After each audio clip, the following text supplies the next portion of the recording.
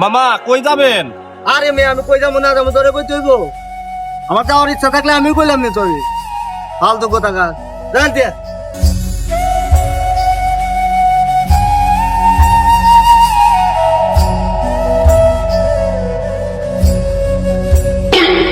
Sorry ভাইয়া।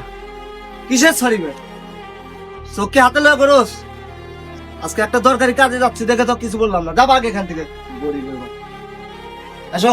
আরে বন্ধু রাখ, তোর দরকারি কাজে তুই পরে যাস, তোরে আমি এখন এক জায়গায় জানু। চল কই যাবি? আয় তুই। আরে বন্ধু কই লইছো?